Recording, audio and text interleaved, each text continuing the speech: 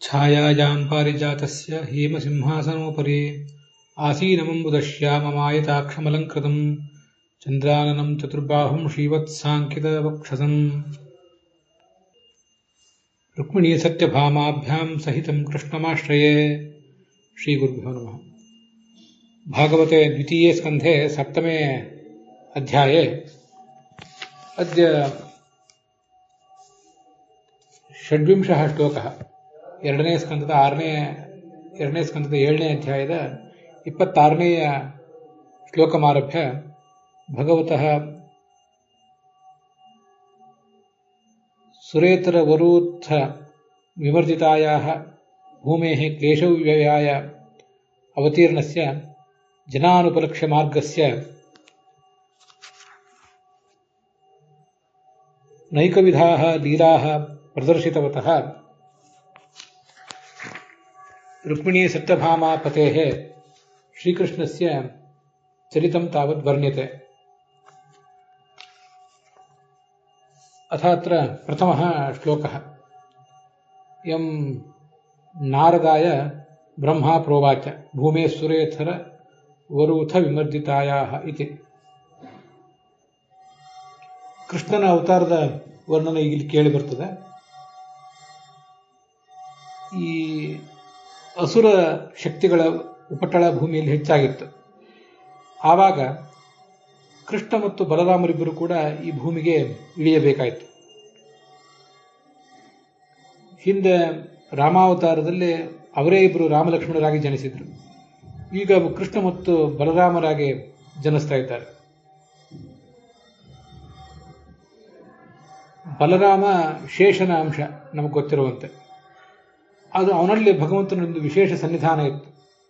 ರಾಮ ಎಂಬ ಹೆಸರಿನಿಂದಲೇ ಅವನಲ್ಲಿ ಸ್ವಯಂ ಭಗವಂತ ಇದ್ದ.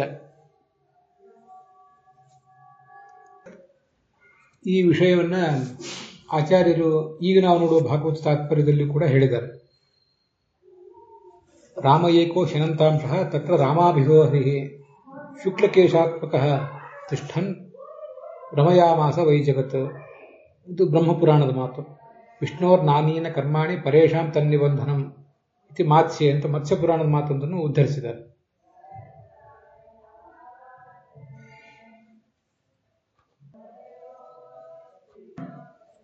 ಅನಂತಾಂಶ ಶೇಷನ ಅಂಶನಾದಂತಹ ಬಲರಾಮ ಇವನೊಬ್ಬ ಇದ್ದಾನೆ.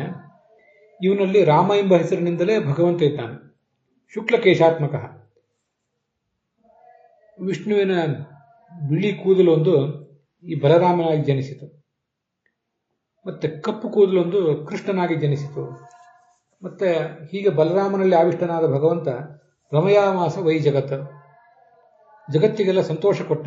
ಹೀಗೆ ರಮಯತಿ ಇತಿ ರಾಮ, ಜಗತ್ತಿಗೆ ಸಂತೋಷ ಕೊಟ್ಟದ್ರಿಂದ ಅದಕ್ಕೆ ರಾಮ ಅಂತ ಹೆಸರು ಅಂತ ಬಂದಿದೆ.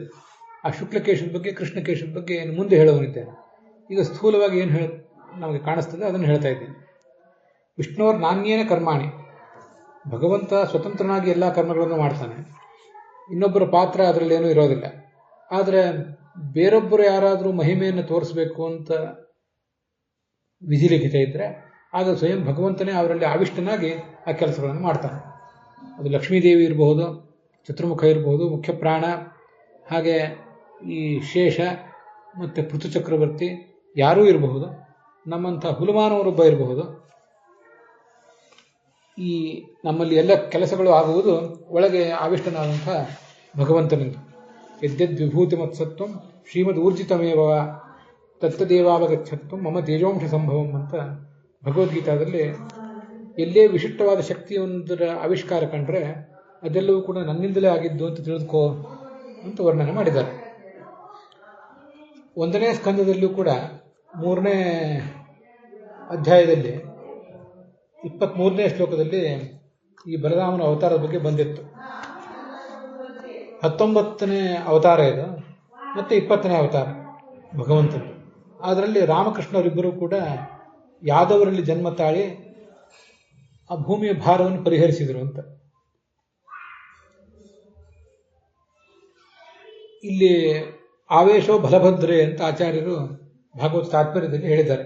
ಆ 1ನೇ ಸ್ಕಂದದಲ್ಲಿ ಶಂಖ ಚಕ್ರ ಭೃದೀಶೇಷ ಶ್ವೇತವರ್ಣೋ ಮಹಾಭುಷಃ ಆವಿಷ್ಟ ಶ್ವೇತಕೇತಾತ್ಮ ಶೇಷಾಂಶಂ ರೋಹಿಣಿ ಸುತಂ ಅಂತ ವರಾಹ ಪುರಾಣದ ಮಾತು ಅಲ್ಲಿ ನಮಗೆ ಕೇಳಿ ಬರೋದು.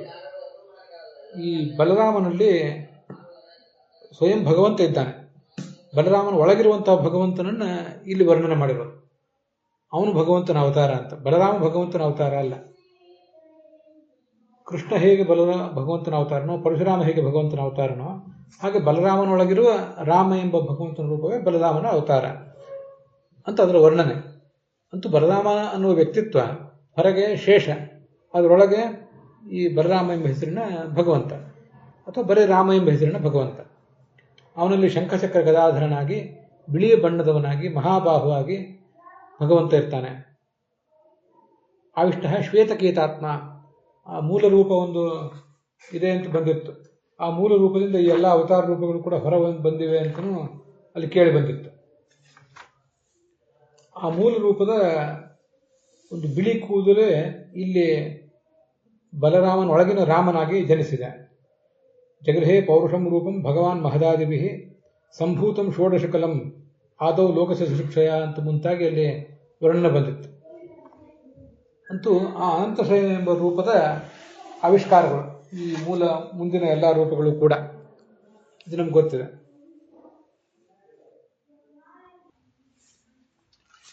ಈ ಬಿಳಿ ಕೂದಲು ಬಲರಾಮನಾಗಿ ಮತ್ತು ಕಪ್ಪು ಕೂದಲು ಕೃಷ್ಣನಾಗಿ ಜನಿಸಿತು ಅಂತ ಏನು ಬಂದಿದೆ, ಇದನ್ನ ಬೇರೆ ಬೇರೆ ಪುರಾಣಗಳಲ್ಲಿ ಬಂದಿರುವ ಮಾತುಗಳ ಆಧಾರದಿಂದ ಶ್ರೀಧರರು ಮೊದಲಾದವರು ತಮ್ಮ ವ್ಯಾಖ್ಯಾನದಲ್ಲಿ ತೋರಿಸ್ತಾರೆ. ಬೇರೆ ಬೇರೆ ಪುರಾಣಗಳಲ್ಲಿ ಆ ವಿಷಯ ಬಂದಿರುವುದು ಹೌದು, ಆದರೆ ಅದನ್ನು ಆ ಉಳಿದವರು ವ್ಯಾಖ್ಯಾನಿಸಿರುವುದು ಮಾತ್ರ ಸ್ವಲ್ಪ ಭಿನ್ನವಾಗಿದೆ.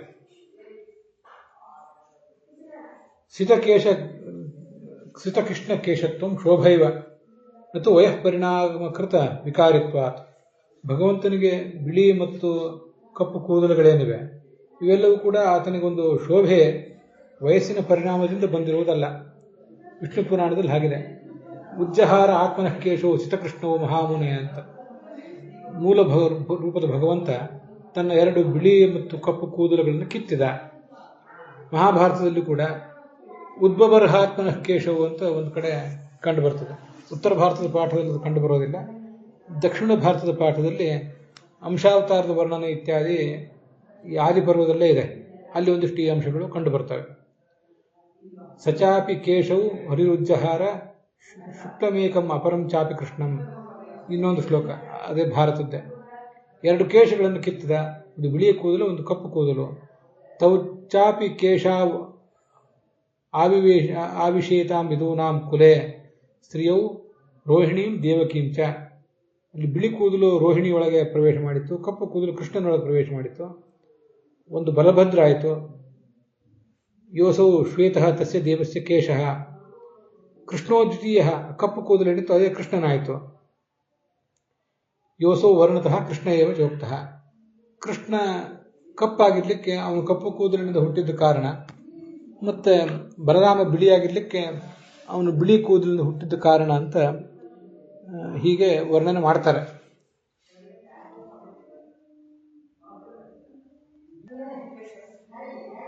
ಮತ್ ಕೇಶಾವೇವ ಕರ್ತು ಸಮರ್ಥವು ಅವತರಣ ರೂಪಂ ಕಾರ್ಯಂ ಕಿಯದೇತತ್. ಭೂಮಿಯ ಭಾರವನ್ನೆಲ್ಲ ನಾನು ಪರಿಹಾರ ಮಾಡಬೇಕಾಗಿರೋದು ಅದೆಷ್ಟು ಕೆಲಸ, ಅದಕ್ಕಾಗಿ ನಾನ್ಯಾಕೆ ಅವತಾರ ಮಾಡಬೇಕಾಗಿದೆ, ನಾನು ಒಂದು ಕೂದಲೇ ಸಾಕು ಅಂತ ಹೀಗೆ ತಿಳಿಸುವುದಕ್ಕೋಸ್ಕರ ಬಿಳಿ ಮತ್ತು ಕಪ್ಪು ಕೂದಲುಗಳನ್ನು ಕಿತ್ತಿದ ಅಂತ ವಿಶ್ವನಾಥರು ತಮ್ಮ ವ್ಯಾಖ್ಯಾನದಲ್ಲಿ ವರ್ಣನೆ ಮಾಡ್ತಾರೆ. ಈ ಥರದ ವ್ಯಾಖ್ಯಾನಗಳು ಅಂಶತಃ ಸರಿಯಾಗಿವೆ, ಆದರೆ ಪೂರ್ಣವಾಗಿ ಅದನ್ನು ಸರಿ ಅಂತ ನಮಗೆ ಸ್ವೀಕಾರ ಮಾಡಲಿಕ್ಕೆ ಬರೋದಿಲ್ಲ. ಭಗವಂತನಿಗೂ ಅವನ ಕೇಶಕ್ಕೂ ಭೇದವನ್ನೇ ಹೇಳ್ತಾರ ಇವರು, ಹೇಗೆ ಅಭೇದವನ್ನು ಹೇಳ್ತಾರ? ಬಹುತೇಕ ಮಂದಿ ಇವರೆಲ್ಲ ಭೇದವನ್ನೇ ಹೇಳುವಂಥವ್ರು. ಹೀಗೆ ಬಂದ ಒಂದು ಅಭಿಪ್ರಾಯವನ್ನು ನಿರಾಕರಣೆ ಮಾಡಿ ರಾಮಕೃಷ್ಣರಿಬ್ಬರು ಕೂಡ ಶುಕ್ಲಕೇಶದಿಂದ ಮತ್ತು ಕೃಷ್ಣಕೇಶದಿಂದ ಹುಟ್ಟಿದ್ದ ಹೌದು, ಆದರೆ ಅದು ಭಗವಂತನಿಂದ ಅಭಿನ್ನವಾದ ಕೇಶಗಳವು. ಕಪ್ಪು ಕೇಶ ಹುಟ್ಟಿತು ಅಂದರೆ ಕೃಷ್ಣನೇ ಹುಟ್ಟಿದ ಅಂತ ಅರ್ಥ. ಮತ್ತೆ ಬಿಳಿ ಕೇಶ ಹುಟ್ಟಿತು ಅಂದರೆ ಬಲರಾಮನೊಳಗೆ ರಾಮನೇ ಹುಟ್ಟಿದ ಅಂತ, ರಾಮ ಎಂಬ ಭಗವಂತನ ರೂಪವೇ ಹುಟ್ಟಿತು ಅಂತ ಅರ್ಥ.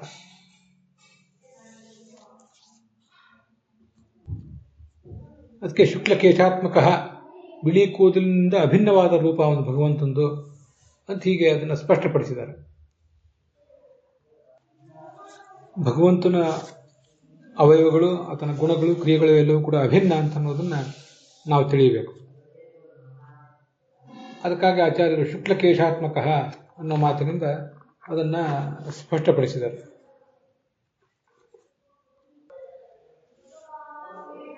ಹಿಂದೆ ಬಂದ ಭಾಗವತ ತಾತ್ಪರ್ಯದ ಪ್ರಮಾಣದಿಂದ ಮತ್ತು ಈಗಿನ ಭಾಗವತ ತಾತ್ಪರ್ಯ ಪ್ರಮಾಣದಿಂದ ನಮಗೆ ತಿಳಿಯುವುದೇನೆಂದ್ರೆ, ಬಲರಾಮ ತನ್ನ ತಂದೆ ತಾಯಂದಿರಿಂದ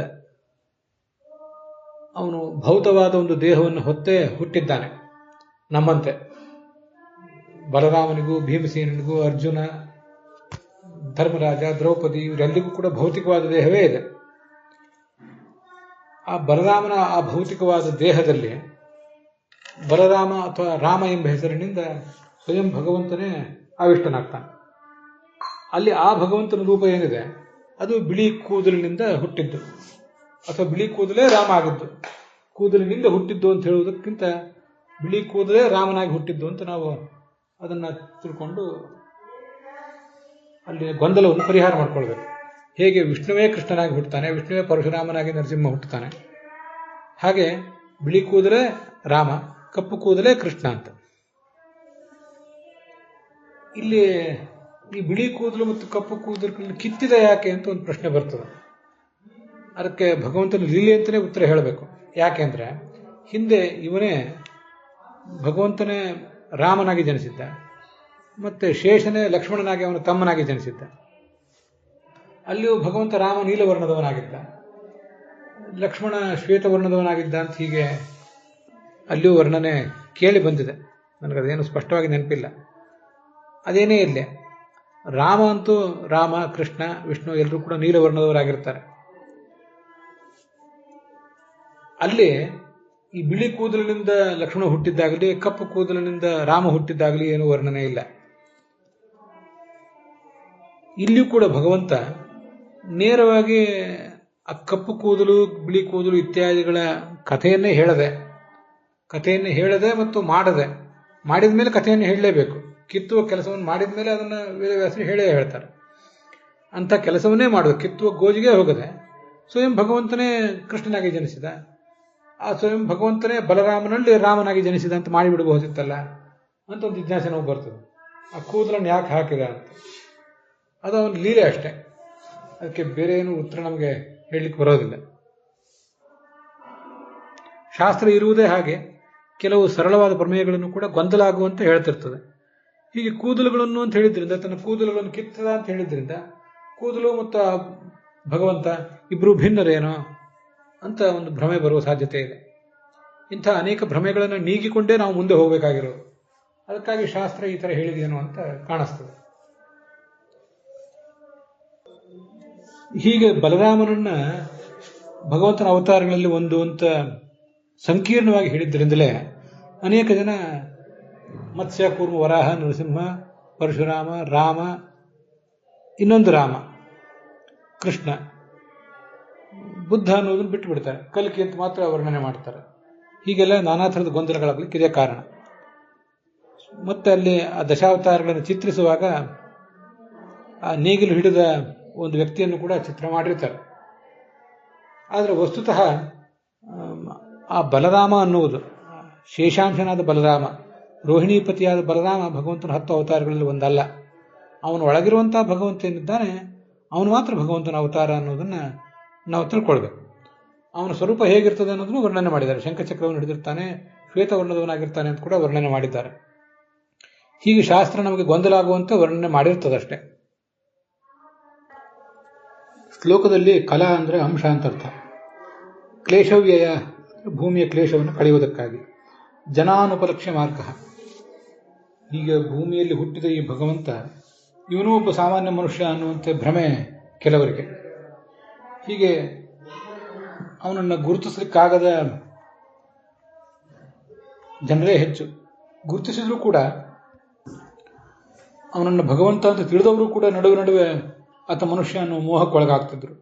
ಯುಧಿಷ್ಠಿರನಂಥವರಿಗೆ, ದೇವಕಿ ಅಂಥವರಿಗೂ ಕೂಡ, ಕುಂತಿ ಅಂಥವರಿಗೂ ಹಾಗಾಗ್ತಿತ್ತು. ಅದಕ್ಕಾಗಿ ಅವನನ್ನು ಜನಾನುಪಲಕ್ಷ್ಯ ಮಾರ್ಗ ಅಂತ ವರ್ಣನೆ ಮಾಡಿರೋದು. ಈ 27ನೇ ಶ್ಲೋಕದಲ್ಲಿ ಕೃಷ್ಣನ ಕೆಲವು ಲೀಲೆಗಳನ್ನು ವರ್ಣಿಸ್ತಾರೆ. ಅವನು ಸಣ್ಣ ಶಿಶುವಾಗಿದ್ದಾಗಲೇ ಪೂತನೆಯ ಪ್ರಾಣವನ್ನು ಅಪಹರಿಸಿದ. 3 ತಿಂಗಳ ಶಿಶುವಾಗಿದ್ದಾಗಲೇ ಒಂದು ಪಾದದಿಂದ ಶಕ್ಟಾಸುರನನ್ನ ಕೊಂದು ಹಾಕಿದ.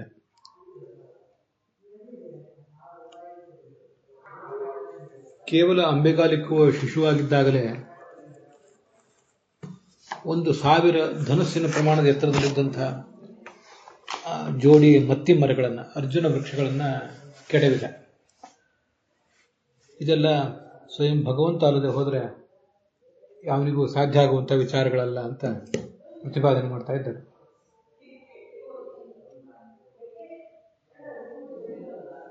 ಈ ಶ್ಲೋಕಕ್ಕೂ ಕೂಡ ಒಂದಷ್ಟು ಭಾಗವತ ತಾತ್ಪರ್ಯ ಇದೆ. ಸಹಸ್ರಧನುಷಸ್ತೂರ್ಧ್ವಂ ದ್ವಿಶಬ್ದೇ ನಾಪಿ ಭಣ್ಯತೆ ಇತಿ ತಂತ್ರಮಾಲಾಯಾಮ್. ದಿವಿಸ್ಪೃಶೋಹ ಅಂತ ಶಬ್ದ ಇದೆಯಲ್ಲ ಇಲ್ಲಿ. ದಿವಿಸ್ಪೃಶೋಹ ಅನ್ನೋದಕ್ಕೆ ಸಾಮಾನ್ಯವಾಗಿ ಎಲ್ಲರೂ ಹೇಳುವಂತಹ ಅರ್ಥ ದಿವ್ ಅಂದ್ರೆ ಆಕಾಶ ಅಥವಾ ಸ್ವರ್ಗ ಅಂತ ತಿಳ್ಕೋಬಹುದು. ಗಗನಚುಂಬಿಗಳಾದ ಕಟ್ಟಡಗಳು ಅಂತ ನಾವೆಲ್ಲ ಕೇಳಿರ್ತೀವಿ. ಇಂಗ್ಲಿಷ್ನಲ್ಲಿ ಕೂಡ ಸ್ಕೈ ಸ್ಕ್ರೇಪರ್ಸ್ ಅಥವಾ ಸ್ಕೈ ಕಿಸ್ಸಿಂಗ್ ಅಂತ ಹೀಗೆಲ್ಲ ಶಬ್ದ ಪ್ರಯೋಗ ನಮಗೆಲ್ಲ ಗೊತ್ತಿದ್ದೇ ಇರ್ತದೆ. ಅದರಿಂದ ಅದೊಂದು ಸಾಮಾನ್ಯವಾದ ಅರ್ಥ. ಅಷ್ಟು ಎತ್ತರದ ವೃಕ್ಷಗಳು ಅಂತ. ಆದರೆ ಇಲ್ಲಿಯೋ ಅರ್ಥವನ್ನು ಹೇಳಿದ್ರು ಏನು ತಪ್ಪಲ್ಲ. ಬಹಳ ಎತ್ತರದ ವೃಕ್ಷಗಳು ಅಂತ ಅರ್ಥ. ಆದರೆ ಅದಕ್ಕೊಂದು ಪ್ರಮಾಣವನ್ನು ಕೂಡ ಆಚಾರ್ಯ ಕೊಟ್ಟಿದ್ದಾರೆ. ಇಲ್ಲಿ ದಿವು ಅನ್ನೋ ಶಬ್ದಕ್ಕೆ ಬರೀ ಆಕಾಶವನ್ನು ಚುಂಬಿಸುವಂತಿಷ್ಟೇ ಅರ್ಥ ಅಲ್ಲ, ಅದಕ್ಕೊಂದು ಬೇರೆ ಅರ್ಥ ಹೇಳಬಹುದು.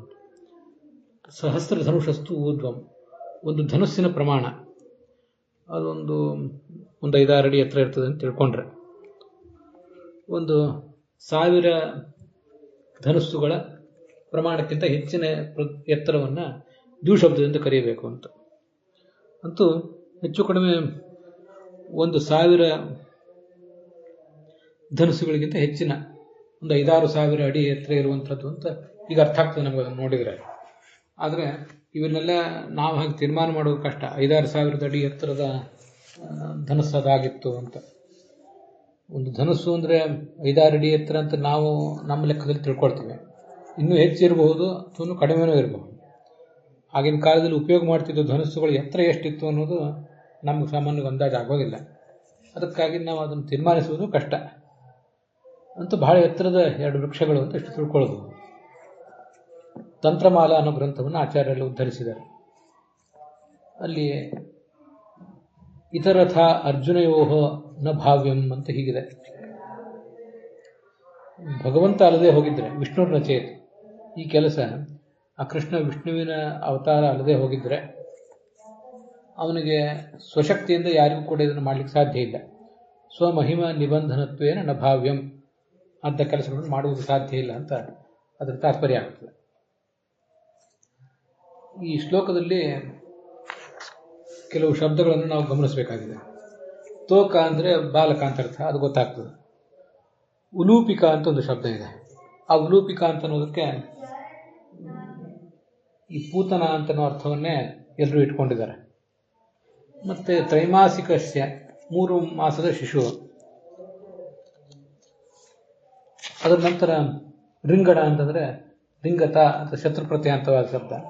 ಅಲ್ಲಿ ರಿಂಗಣ ಅಂದ್ರೆ ಅಂಬೆಗಾಲಿಡುವುದು ಅಂತ ಅರ್ಥ. ಅಂತರ್ಗತೇನ, 2 ಮರ್ತಿ ವೃಕ್ಷಗಳ ನಡುವೆ ಹೋದಂಥ ಈ ಕೃಷ್ಣ, ಅವನು ಅವೆರಡು ಮರಗಳನ್ನು ಬೀಳಿಸಿದ್ದು ಇಷ್ಟು ನಮ್ಗೆ ಗೊತ್ತಾಗ್ತದೆ. ಇಲ್ಲಿ ಉಲೂಪಿಕ ಅಂದ್ರೆ ಎಲ್ಲರೂ ಕೂಡ ಈ ಪೂತನೆಯ ಜೀವನ ಅಪಹಾರ ಮಾಡಿದ್ದು ಅಂತ ಅರ್ಥ ಬರೆದಿದ್ದಾರೆ ಅಂತ ಹೇಳಿದೆ. ಅದಕ್ಕೆ ಆ ಶಬ್ದದ ಅರ್ಥ ಏನು? ಅದಕ್ಕೆ ವಿಜಯಧ್ವಜರು ಮತ್ತು ಯಾದವಾರ್ಯರು ಅರ್ಥ ಬರೀತಾರೆ, ಅದನ್ನು ಗಮನಿಸೋಣ. ಉಹು ಅಂದ್ರೆ ಪ್ರಾಣ ಅಂತ ಅರ್ಥ. ಉಹು ಅವಾಹ, ಉಕಾರ ಅಂತ ಶಬ್ದ. ಅದು ಶರೀರ ಉತ್ಥಾನಾದಿ ಪ್ರವೃತ್ತಿ ಹೇತುತ್ವಾತ್, ನಮ್ಮ ಶರೀರ ಎದ್ದು ನಿಲ್ಲುವುದು ಇತ್ಯಾದಿಗಳಾಗುವುದು ಈ ಪ್ರಾಣವಿಂದಲೇ. ಅದರಿಂದ ಅಂದರೆ ಉತ್ಥಾನ. ಆ ಉತ್ಥಾನಕ್ಕೆ ಕಾರಣವಾದ ಪ್ರಾಣವನ್ನು ಕೂಡ ಅಂತ ಹೇಳ್ತಾರೆ. ಅದನ್ನ ಬಹುವಚನದಲ್ಲಿ ಅವಾಹ ಅಂತ ಹೇಳ್ತಾರೆ.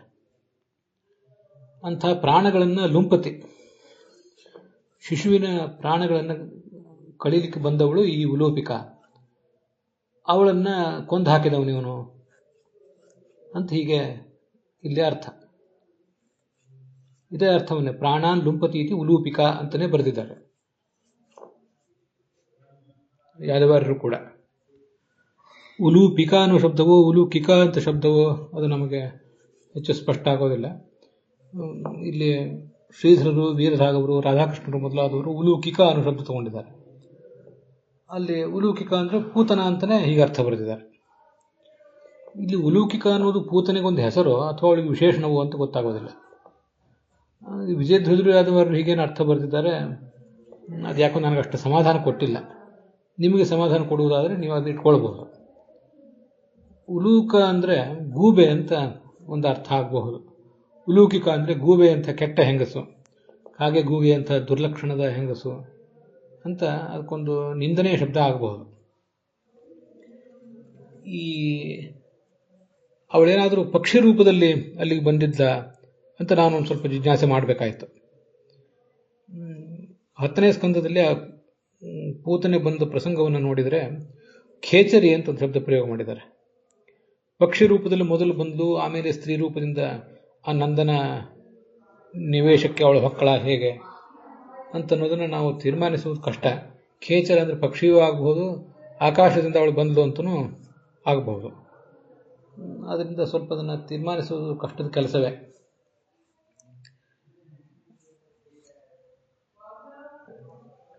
ಉಳಿದ ರಾಕ್ಷಸರು, ಪ್ರಳಂಬ ಮೊದಲಾದ ರಾಕ್ಷಸರು ಏನು ಬಂದಿದ್ರು ಅವರೆಲ್ಲ ಆಕಾಶದಿಂದ ಬಂದಿದ್ರು ಅಂತ ಏನು ವರ್ಣನೆ ಇಲ್ಲ. ಮತ್ತು ಇವಳಿಗೊಬ್ಬಳಿಗೆ ಮಾತ್ರ ಆಕಾಶದಿಂದ ಬಂದಿದ್ದು ಅಂತ ಯಾಕೆ ವರ್ಣನೆ ಕಾಣಿಸ್ತದೆ?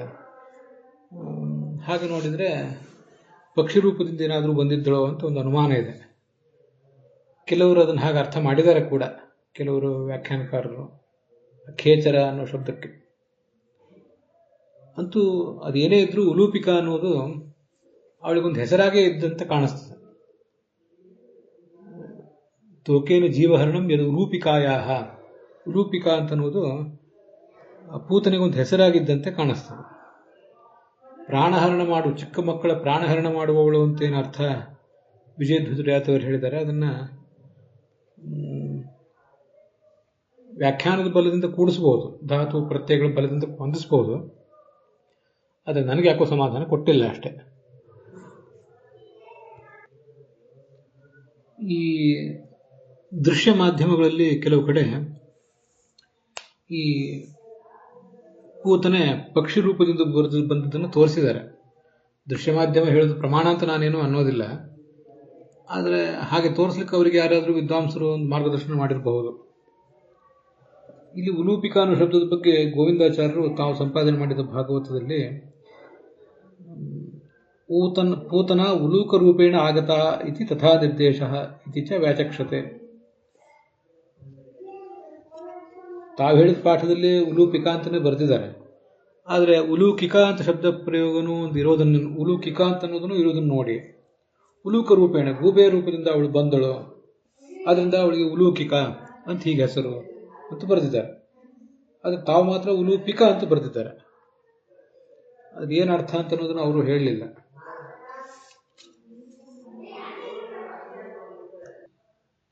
ಇಲ್ಲಿ ರಿಂಗಣ ಅಂದ್ರೆ ಅಂಬಿಗಾಲಿಡುವುದು ಅಂತ ಅರ್ಥ. ಜಾನುಭ್ಯಾಮ್ ಗಮನಂ ಅಂತಲೇ ಎಲ್ಲ ವ್ಯಾಖ್ಯಾನಕಾರರು ಬರೀತಾರೆ. ಆದ್ರೆ ಗೋವಿಂದಾಚಾರ್ಯ ಮಾತ್ರ ಇದು ರಿಂಗನ್ ಅಲ್ಲ, ರಿಂಗತ ಅಲ್ಲ, ರಂಗತ ಅಂತ ಆಗಬೇಕು ಅಂತ ಬರೀತಾರೆ. ಅವರ ಸಂಪಾದಿತವಾದ ಪಾಠದಲ್ಲಿ ರಂಗತ ಅಂತಾನೆ ಇದೆ. ರಂಗತ ಅಂದ್ರೆ ರಂಗತ ಬಾಲೈ ಸಹ ಕ್ರೀಡತ, ತಾನು ಮಕ್ಕಳ ಜೊತೆಗೆ ಆಟ ಆಡ್ತಿದ್ದವನು ಅಂತ ಹೀಗೆ ಅರ್ಥವನ್ನ ಅವರು ಬರೀತಾರೆ. ಅದಕ್ಕೆ ಯಮಕ ಭಾರತದಲ್ಲಿ ಬಂದು ಒಂದು ಉದಾಹರಣೆಯನ್ನು ಹೇಳ್ತಾರೆ.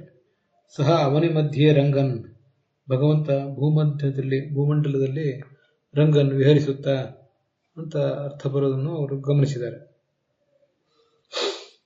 ಕಷ್ಟ, ನಾವು ಯಾವುದನ್ನು ತೀರ್ಮಾನಿಸೋದು ಕಷ್ಟ. ಆದರೂ ರಿಂಗತ ಅನ್ನುವ ಪಾಠವೇ ಹೆಚ್ಚು ಯೋಗ್ಯ ಅಂತ ನನಗೆ ಕಾಣಿಸ್ತದೆ. ಯಾಕೆಂದ್ರೆ ಆ ಶಿಶುವಿಗೆ ಅವಾಗಿನ್ನೂ ನಡಿಲಿಕ್ಕೆ ಬರ್ತಿರ್ಲಿಲ್ಲ ಅಂತ ಗೊತ್ತಾಗ್ತದೆ. ಅಲ್ಲಿ ತ್ರೈಮಾಸಿಕಸ್ಯ ಅಂತ ಹೀಗೆ ವಿವರಣೆ ಇದೆ. 3 ತಿಂಗಳು ಮಾತ್ರ ಆಗಿತ್ತು ಆ ಶಿಶುವಿಗೆ ಅಂತ. ಅದರಿಂದ ನಡಿಲಿಕ್ಕೆ ಬರ್ತಿರ್ಲಿಲ್ಲ. ಅದು ವಿಹರಿಸುವುದು, ನಡ್ಕೊಂಡು ಹೋಗ್ಲಿಕ್ಕೆ ಸಾಧ್ಯ ಇಲ್ಲ ಅದಕ್ಕೆ. ಆದ್ರಿಂದ ಅದು ಅಂಬೆಗಾಲಿಟ್ಕೊಂಡು ಓಡಾಡ್ತಿತ್ತು ಅನ್ನೋದು ಹೆಚ್ಚು ಯೋಗ್ಯ.